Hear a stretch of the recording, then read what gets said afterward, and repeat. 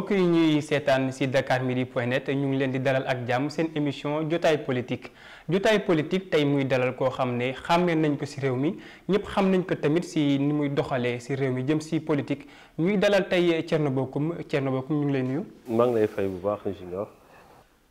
nga nekk président mouvement Agir nekkoon fi tamit député tey nan nga gisee Sénégal génn nañ ay législatives lan nga yaakaar ne moom la ñu war a def comme changement pour présidentielle yi ñuy ñëw mu bañ a am benn rëq-rëq ci organisation bi. waaw merci beaucoup Junior maa ngi lay nuyu di nuyu ñu ñuy seetaan ñëpp ci Dakar Midi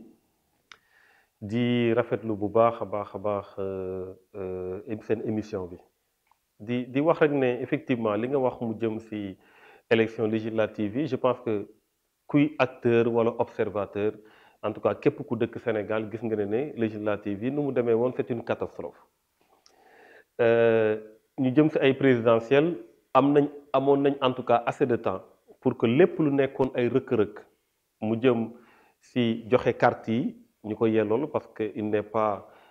quand même acceptable que ñuy refuser à des Sénégalais de voter parce que tout simplement dañu téye seen carte li ñu war a mën a def mu jëm ci organisation bi ñu jël matuwaay yoo xamante ne dina war a mën a tax ñu mën a organiser convenablement maanaam boog on a eu assez de temps pour qu'il y ait pas en tout cas de remake ci loo xamante ne moo amoon législative yi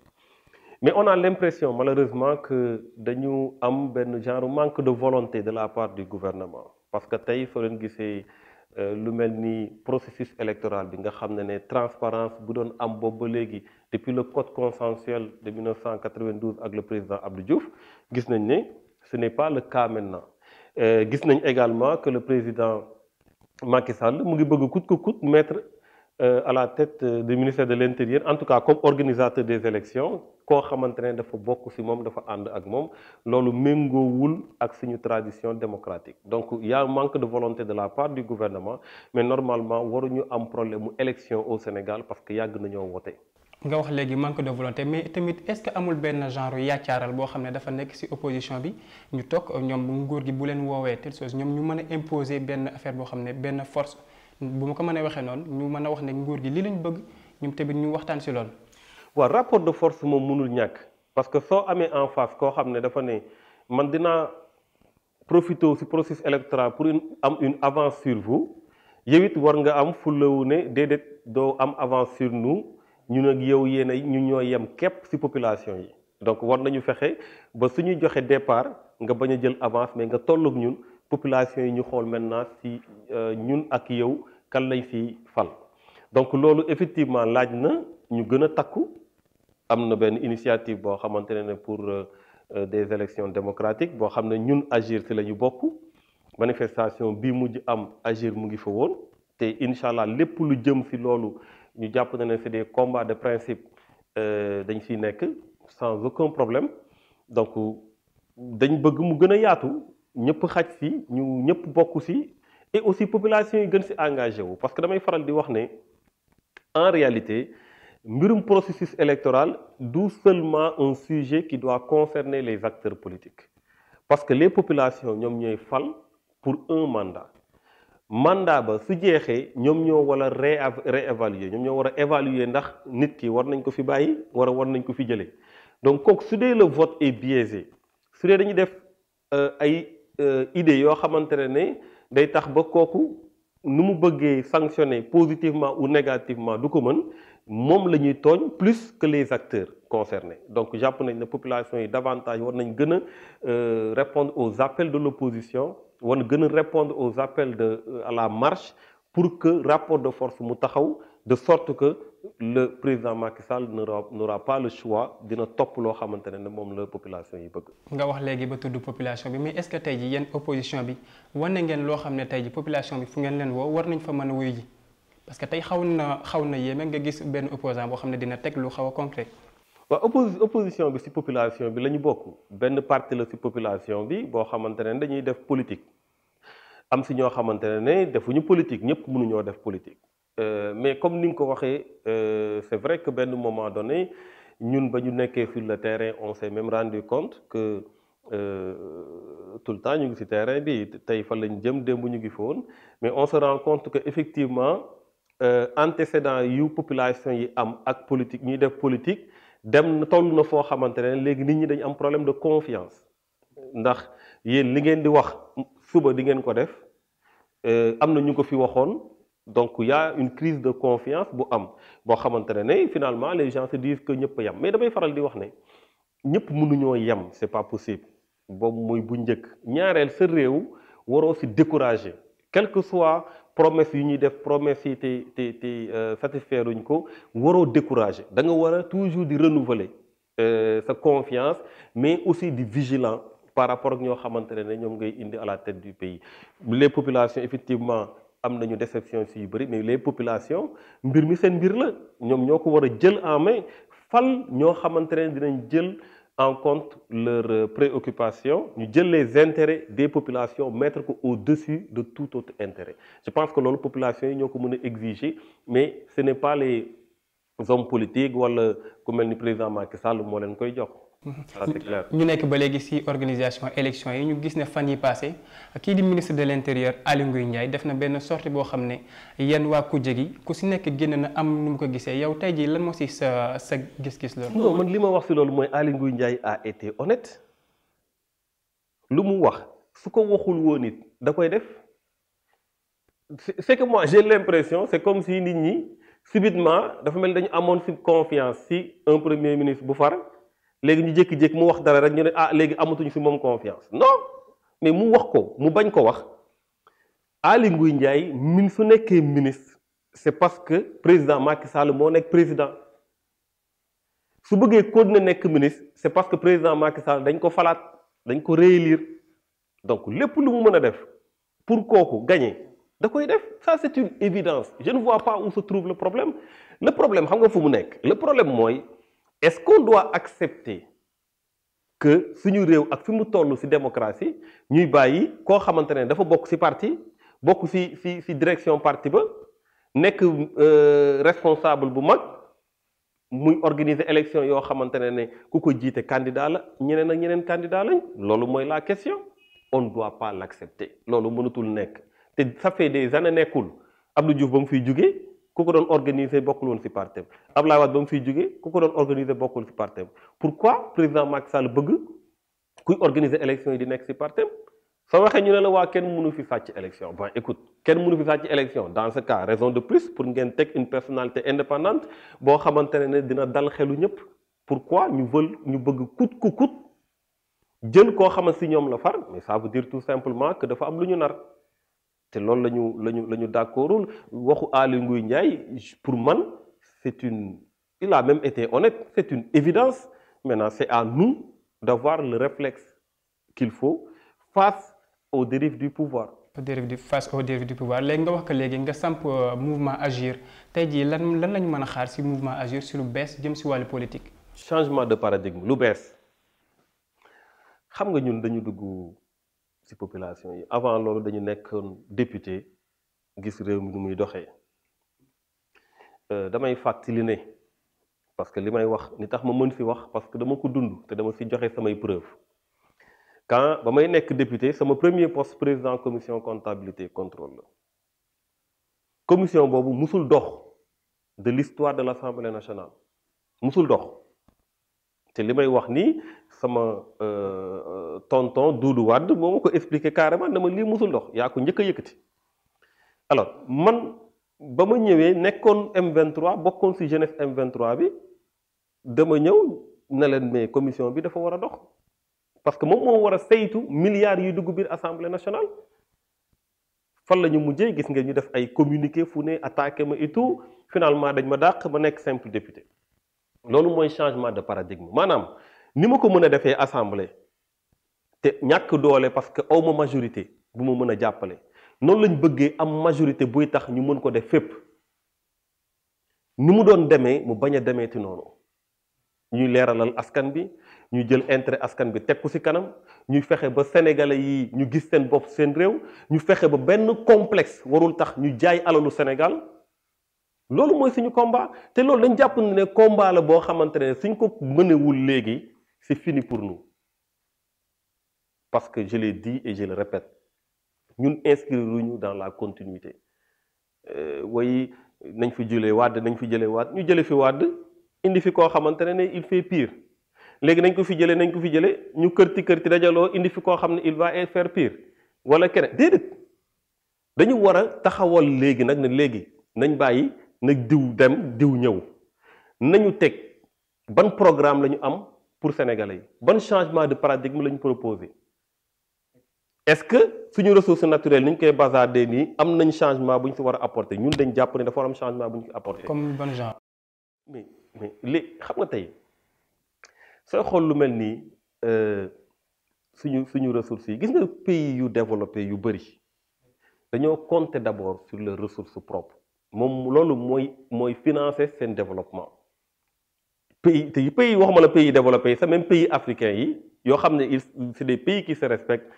suñu signé contrat dañuy naan alal bi su si génnee dañ koy dugal si éducation bi dañ koy dugal si santé bi dañ koy dugal fii dañ koy dugal fële Sénégal est-ce que gis nga ñu def loolu parce que xam nañ ne duñ si am dara le plus souvent dañuy signé ñee yóbbu lu bëri ñu dese as tuut boobu mënuñu sax defar tali suñu waree defar tali dañuy dem lebi ñoo ñu jox suñu ressources yi leb leen ko ñoom ñu imposer ñu seen entreprise ba liggéey fa jël bénéfice yi yóbbu ko ñun ñu continuer topp si bor bi di fay mais loolu ba kañ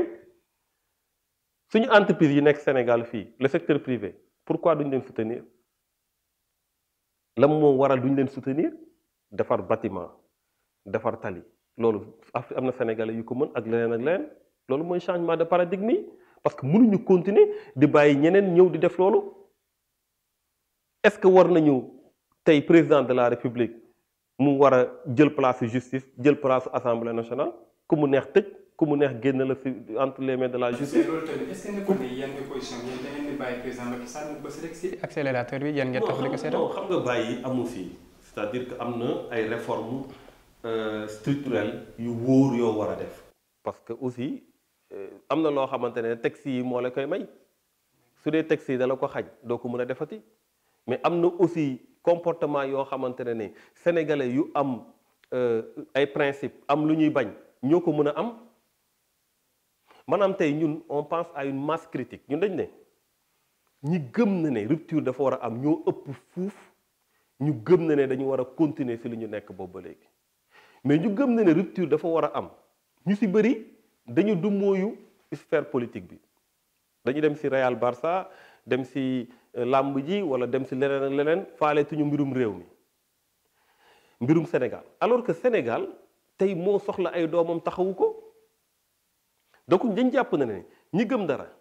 ñi gëm ay principe gëm ay valeur ñu amul complexe ci tubaab bi wala am ku mënti doon parce que fii réew boo mënti gis sa intérêt ngay teg ci kanam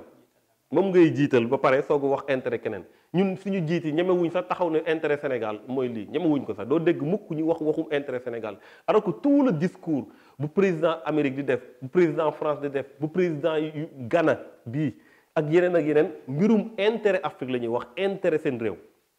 ñee di wax intérêt États-Unis ñee di wax intérêt France ñun duñu wax sax intérêt Sénégal fan nga mës a dégg suñu njiit yi ñu ne intérêt Sénégal déedéet parce que dañuy bëgg a dund ci ak perfusion lépp lu ñu am feneen lañ koy jëlee yow daal nañ la maintenir ci nguur gi rek ñoom lu ñu bëgg nga jox leen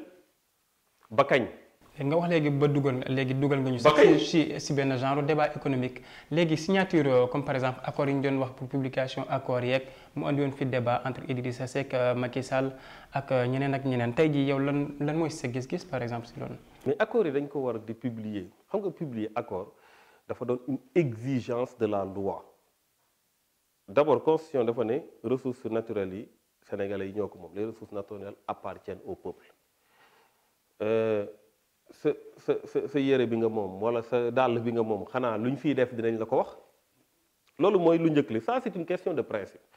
mais le problème ne se situe pas à ce niveau c'était pas une question de publication parce que soo publier lu arrangé wul Sénégal it publier nga ko waaye terewul arrangé wul Sénégal maanaam les contrats léonins loo xamante ne ñii ñooy jël lu ëpp ñun duñu jël dara loolu la ñu war a xeex ci réew mi parce que un contrat léonin même publié demeure un contrat léonin donc voilà problème bu am mooy loolu damay jox toujours le code pétrolier bi nga xam ne ba léegi mënuñu ko changer conformer ko à nos intérêts depuis 1998 ba léegi benn code 98 nga xam ne découverte yëpp amagul woon moom la ñuy signé contrat yi actuellement. mais li ngeen di wax comme opposition bi yow li ngay wax ni am na si boo jëlee 10 Sénégalais 9 yi ñoom xamuñu ko est-ce que yéen doxal ngeen teg benn système boo xam ne di ngeen mën a wan Sénégalais lii la ak lii. man ne chaque jour maa ngi ci terrain bi chaque jour maa ngi ci terrain bi démb maa ngi woon Guédel 3 quartier bu nekk Rufisque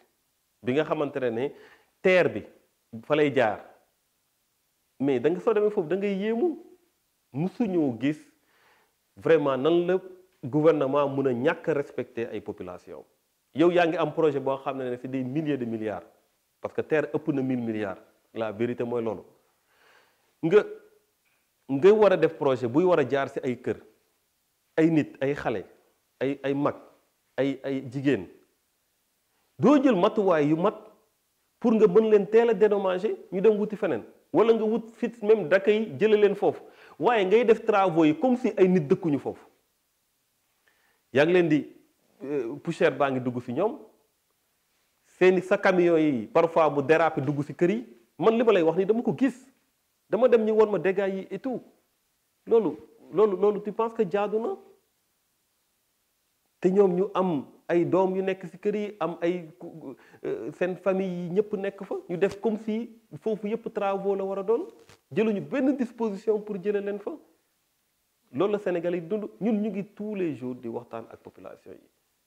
mais nag détrompez-vous population yi bu leen wax ne xamuñu lu bëri attention population yi xam nañ bu baax mbiri nu muy doxee li ma la wax moo tax xam lu muy doxee moo tax ñu découragé ci lu bëri parce que dañuy naan mais à quoi ça sert ñu ngemb kenn kiyaat ko et cetera mu ñëw defaat la même chose loolu dafay yàq xol comme yow chaque jour ñu ngi yàq sa xol kay nga dem bégal sa xol ci leneen bañ a nekk ci loolu mais waruñu def loolu parce que def loolu mooy jël réew mi tënk ko jox ko ay nit yoo xamante ne fu ñu ñëwee seen intérêt la ñuy xool nu ñu amee kër bu ñu def piscine nu ñuy mën a voyager première classe nu ñu mën a defee lii ñu mën a defee lële voilà. mais loolu yéen la rek ba léegi kii la politiciens yi la rek mais yéen xam nga comme par exemple bu ñu mënee wax ne opposition bi politique de veille bi ñu waroon a def dafa xaw a wàcc yoon déjà ñoom duñu wax ak nguur gi te duñu def benn rapport de force boobu noonu tey. non xam nga Junior il faut pas tamit trop ñu bëgg lépp teg ko ci kaw opposition franchement parce que nag population yi ñoom ñooy opposition bi kenn falu leen. ensuite opposition bi ku ci nekk ak façon bi ngay doxale mënuñu wax ne opposition bi même programme la ñu am même bëgg-bëgg la déedéet opposition bi c'est une diversité également donc mën nañu dajaloo pour des questions de principe nga xam ne loolu le sénégalais lambda sax war na ko mën a xeex mais du point de vue de la coalition électorale ku ci ne ak loo gëm ku ci ne ak loo bëgg a def ku ci ne ak loo yéene donc bu ñu jàpp ne ñëpp c'est compact déedéet wala c'est homogène non c'est une diversité ensuite population yi ci boppam ñoom ñoo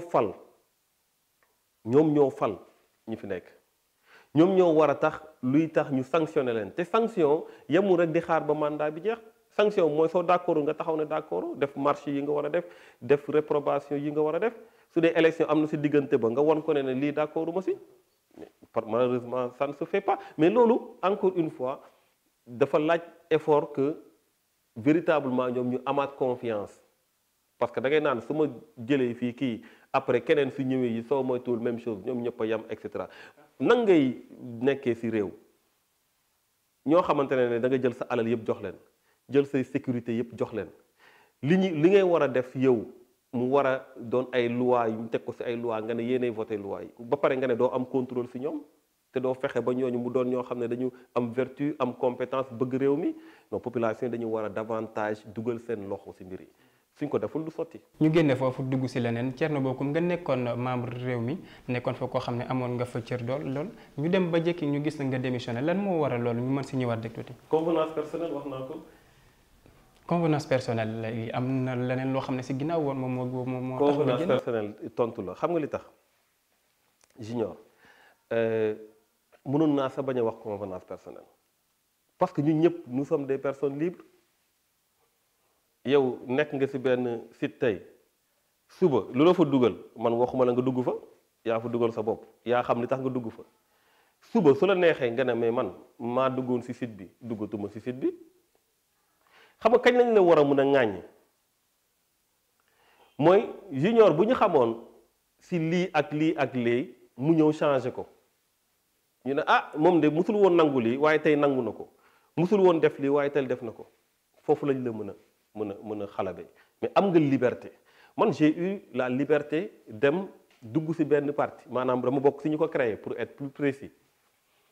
liggéey fa liggéey bu Sénégalais yi teg seen bët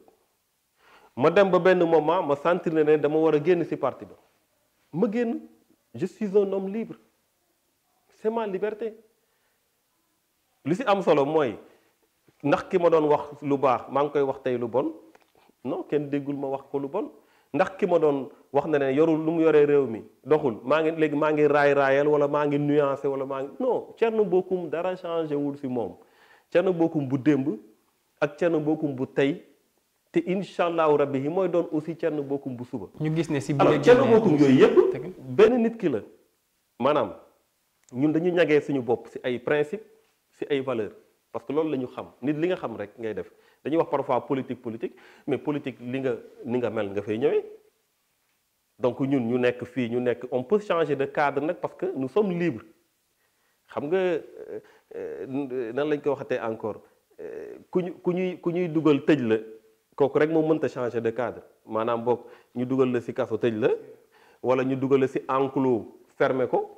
yow mënoo changer de cadre parce que tu n'as pas le choix tu es contrôlé mais par contre un homme libre moom mooy xool li mu bëgg def ko en toute responsabilité waaye nag tu restes constant dans tes principes et dans tes valeurs et c'est le cas. Rester constant dans ses valeurs ak yëpp mais gis nañ ne Thierno Bocoum bi mu démissionné ñu bëri ñu ngi doon wax ne peut-être dafa am ay supposées relations ak le palais tey jii lan nga ñu mën a gën a jox ci loolu noonu. waaw xam nga dañuy naan yàgg bawul dara on savait que fii quelque temps les gens verront. yéen sax bokkoon ngeen ci ñi ñu manipuler woon parce que c'est ça aussi la politique moo tax ñun damay way faral di wax ne ñun on va se battre parce que amuñu fitu tooñ amuñu fitu yàq mais am nañ fitu defar te réew mi dañu war a defar réew mi dafa am yenn pratique yoo xamante ne dañ ko war a teg fële arrangé wu réew mi effectivement quand je suis sorti dafa am ñoo xamante ne dootu ñu nelawuñu chaque jour ñu ngi ci rédaction yi ñu ngi ci journal ñu ngi ci nopp nit ñi diw moo nekk ci ginnaawam diw moo nekk ci ginnaawam recevoir nañ ko par et cetera dañuy perdre leur temps parce que ji nga ko am valeur dëgg rek moo mën a gëm ne nit mën na am valeur ku ko amul mënoo ko gëm parce que da ngay naan su doon man la ma def nii waaye lu ci yow du ci moom. tey jii nga wax la xam nga ko déjà. ñun dafa am lu ñu gëm. ñun non xam nga junior dafa neex su la dara mënul fëq gis nga man suñu ma doon mën a fëq ba ma nekkee fu ma nekkoon boobu lañ may fëq ba ma nekkee assemblée ba ma nekkee feneen ak feneen boobu lañ may fëq mais ñoom xam nañ ma bu baax yàlla nag moo yor nit ñëpp mais ñun lu ñu gëm mooy nit yaay ñàkk sa bopp. ku ko neex nag def lu ko neex ku ko neex wax lu ko neex ku ko neex comporté wu lu ko neex lakum diinakum waliya diin ñun amuñu problème boobu mais ñun dafa am lu ñu gëm te sénégalais yi xam nañu ci suñu constance ak suñu parcours ñu santee ko yàlla parce que duy ngóora lu ñuy santee yàlla la parce que lu ñu gëm la am na loo xam ne soo ko xamul mënoo ko def loo xamul xamoo ko ñi ko xam nag ñoo la fay dëkkal. tey jii lan mooy sa relation ak Idrissa Seck mi nga xam ne mooy. non c'est personnel xam nga politiquement li ma ci wax naa ko nekkatuma parti Rewmi leer na maa ngi ci agir je suis branché sur la fréquence agir ma am lu ma doy nag ma am lu ma doy aw ma benn problème ak waa réew mi mais ak Idrissa Seck la ñuy wax. aw ma benn problème ak Idrissa Seck. mais yéen a ngi jokkalante ba aw ma benn léegi. problème ak Idrissa Seck aw ma benn problème ak waa réew mi parce que mais attends samay xarit ñoo xamante ne voilà da ngay dem ba sax politique dootu leen boole voilà bon maintenant su dee am na ñoo xam ne xamuñu ñu dugal leen ci yenn yi et cetera loolu aussi du problème xam nga politique aussi mënoo ne damay nekk un homme public te kenn du ma wax dara kenn du ma lii kenn du ma lële au contraire ñun dañ ko miis mais encore une fois amuñu benn problème te warul am problème en tout cas man personnellement awma problème ku am problème aussi c'est son affaire parce que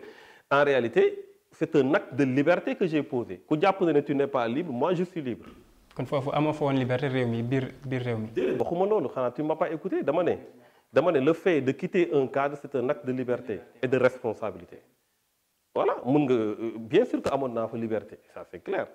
mais dama ne c'est un acte de liberté de dire j'étais là je quitte comme tu peux le faire comme quelqu'un d'autre peut le faire la personne qui va penser que moom amul liberté génn fenn c'est lui qui doit se poser des questions. mais les gens sont libres. ñu jëm ci présidentielle est-ce que mën nañu xaar Thierno Bocoum candidat. waaw xam nga loolu li mën a nekk la parce que ñun lu ñu bëgg mooy population yi ñu jug seeni jafe-jafe xam nga quand on parle de changement de paradigme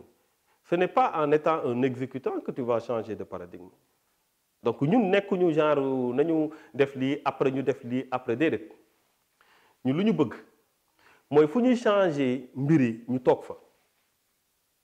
di ci liggéey tous les jours mais bés bu ñu waree nekk candidat sénégalais yi dinañ ko xam. mais élection yi soreetul de yaakaar naa ñiy def déclaration pour doon candidat léegi ñu ngi ci yëngu de. waaw mais ñoom waxal ak ñoom man la ñoom la.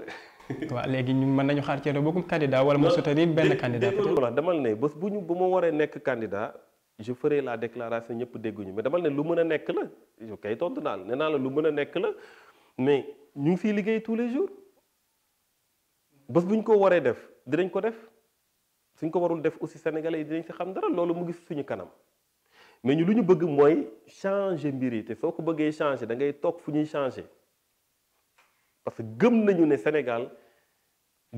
ne Sénégal dafa war a changer. sa ancien mentor Idrissa Seck tey mu nekk koo xam ne yëngal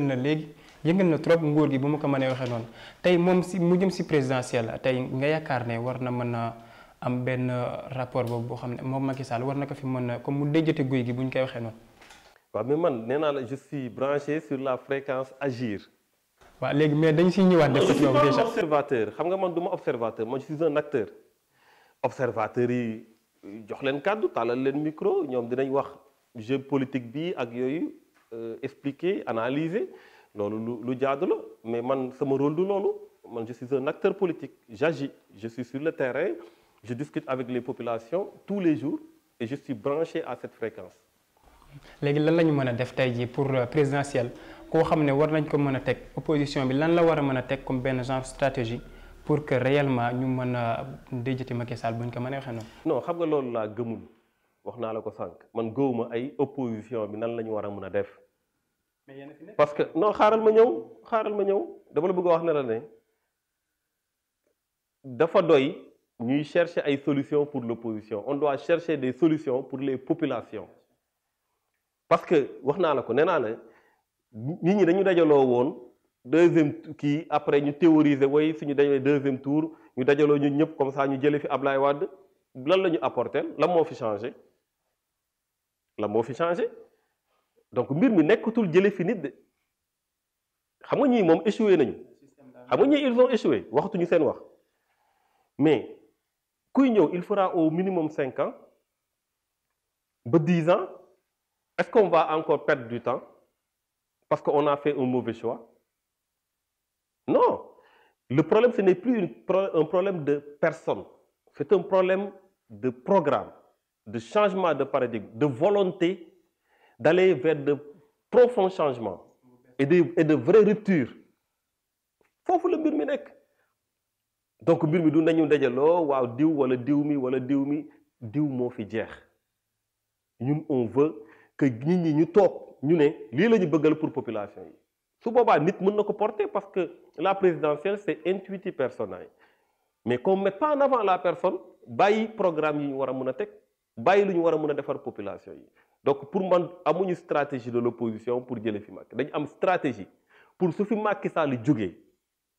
ñu teg fi loo xamante ne dina gën fuuf te dina rattraper retard bu ñu am parce que on a perdu beaucoup de temps ak régime bi du point de vue démocratique recul démocratique la ñu nekk ci lépp léegi marché yi ñu autoriser ko